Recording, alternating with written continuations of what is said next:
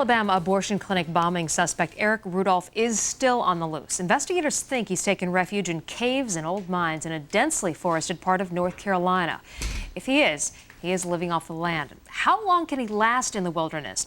Tom Brown is joining us. He is a survivalist who is here to shed some light on this. You also have written many books and run one of the largest wilderness survival and tracking companies in the country, the largest. How does a person, if they're not planning to go on the run, stay alive? Actually, survival's quite easy.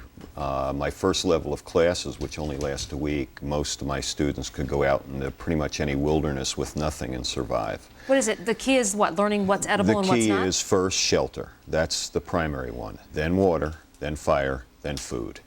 And most of the time, if you know what you're doing, you can get fat. Really. You're kidding me.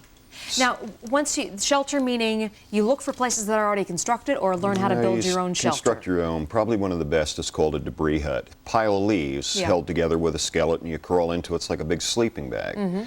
And certainly this time of year, that would be much easier to survive in right now. Definitely. North Carolina, a pretty easy spot to do that, to find the water, and you've got the rivers running through there.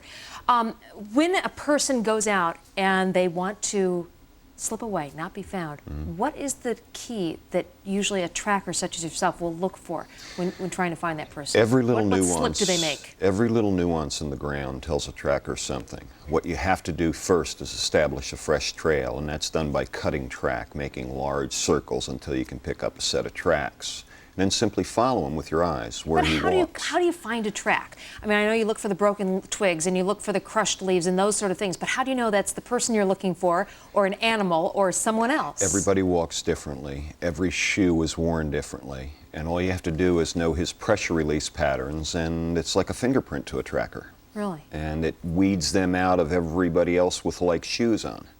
And so you walk in circles basically, and then try to find that Yep, you just fresh cut track. huge pieces of land and look where a trail comes across yours, and it's easy to discern whether it's might be a deer or a fox or something. I mean, it's human track is a pretty big track in the woods. Mm-hmm.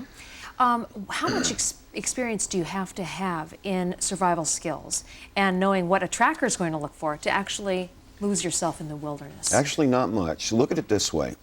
You hear of a scenario, a hunter goes missing. Thousands of people go looking for him. This guy's trying to be found, and they can't find him. And he's trying to be found. Imagine if you're not trying to be found. You can hide in so many areas. You just be careful of every move you make. But he's on borrowed time, Mr. Rudolph. And staying in a cave, if he is able to find a cave, would that be one of the tougher places for a tracker to? If he doesn't have to come out very often for food? in fact still in that area, and with all their high-tech equipment, dogs and trackers, he's got to have some really good hiding place. Closing up, how fast can a person move if they're trying to get out of an area in a day? Oh, it depends on how much fear. I've seen people do 30 and 40 miles within a 24-hour period, almost at a dead trot. All right. Thank you very much for joining us, You're welcome. Tom Brown. When we return, Congressman Joe Moakley talks with us about his personal loss.